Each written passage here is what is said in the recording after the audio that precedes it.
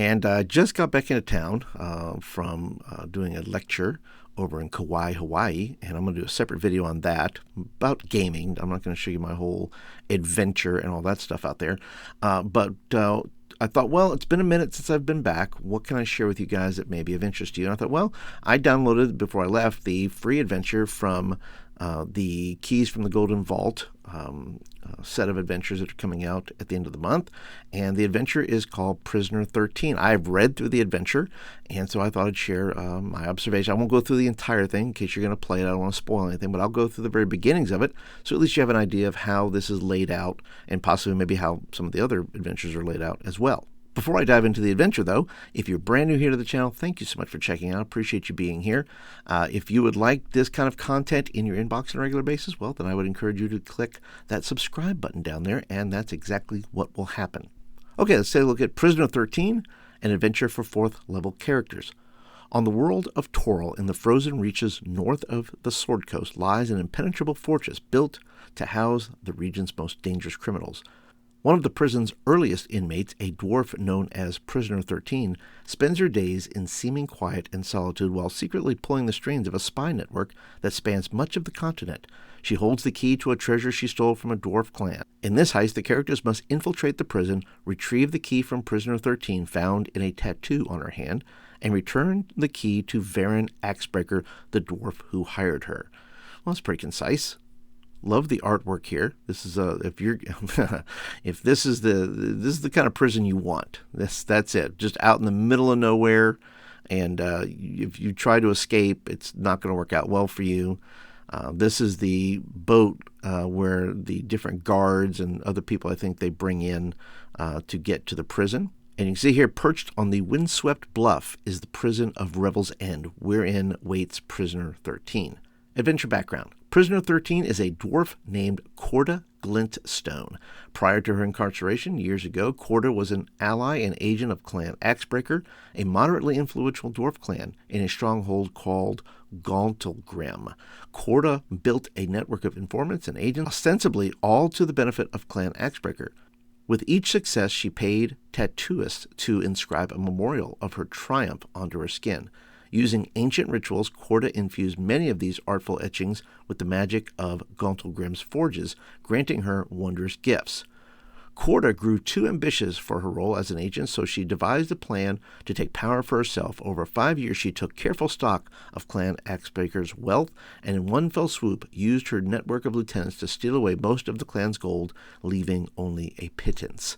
The Axebreaker dwarves discovered her almost immediately. They rounded up her agents, who either fought to the death or were executed. They captured Corda and interrogated her, but she never revealed the location of the stolen fortune, even under magical compulsion. The Axebreaker dwarves used their influence to have her sentenced to life in prison at Revel's End. There, Clan Axebreaker was hopeful Corda would eventually break and reveal the location of the stolen wealth.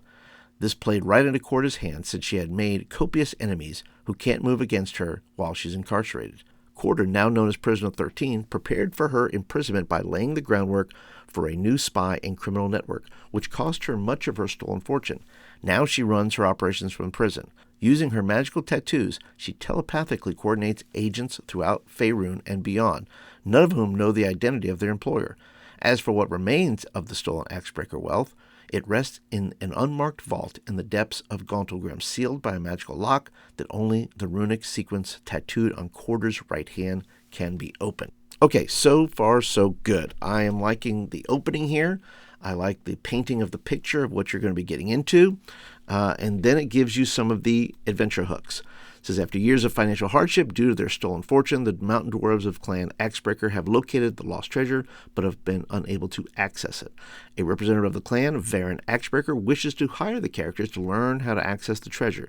And if you're not using the Golden Vault as a patron, here are some possible ways that Varen learned about the characters. Now, I am interested because I don't have the book yet. This is just the adventure, so it doesn't tell you about the Golden Vault. But it is a faction of thieves, a thieves guild of some kind that has these thieves or rogues or whoever they may be that are interested in pulling off these heists, and they hire them to go in. But if for whatever reason players don't want to use that, they can use some of these other ways of doing it. By reputation, Varen learns of the characters in the aftermath of a previous adventure, especially one that involved retrieving a person or treasure from a dangerous location. One of the characters' patrons is an old acquaintance of Varen's and arrange the meeting. If the characters are involved with the Golden Vault, use this option. And trial run. Varen was responsible for a previous adventure the characters completed successfully. It was a test to see if they were worthy of this mission. And then it gives you some ways to use the Golden Vault and how they would be involved. I do like this option of the Golden Vault. It says if you're using the Golden Vault as a patron, a golden key is delivered to the characters in whatever manner you deem fit. When the characters use this key to open their music box, the lid pops open and a soothing voice says the following. And then it does, this is your mission if you choose to accept it. I would actually hire somebody to do an English voice and have them read this and just play that. I think that would just be worth it. As a professional DM, I would put a little bit of extra oomph into it and say, okay, I'm going to hire this person to read this, and that would be fun. That would be fun just to have that as an extra element. And then we get into Varen's proposition. We go into that. Then we have the Breaker's map. And this is the actual prison here. And from what I read of it, and this is probably as far as I'm going to go with it, basically you're going to have an option to, you have these holographic images that somebody can use. Everybody will have access to it somehow, magically. And then you can kind of click on these various things here and be able to shut down, suspend the locks, I think it is. You're able to suspend the locks, and these are the different views of the maps you can use, and you have that picture there. I'm almost thinking, from the Mission Impossible movies, how you have Benji, who kind of does most of the tech work, opening the locks. I'm thinking of, Mission Impossible 3, I think it is, where Tom Cruise is trying to get through the prison and Benji's opening the doors and so forth. So I don't know if one person would be in charge of that, maybe that would be their role, their responsibility, versus everybody having responsibility to that.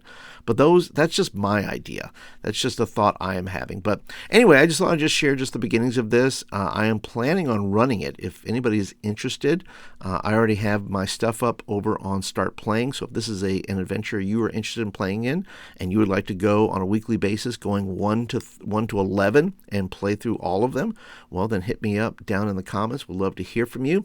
But you tell me, what do you think about the keys from the Golden Vault based on this one adventure here? Does it sound like it is worth your time? Are you interested in heist games? I would love to hear from you. Leave me a comment down below. But that's it for today, guys. Thank you so much for listening and watching, and looking forward to your comments. And I'll catch you guys in the next video.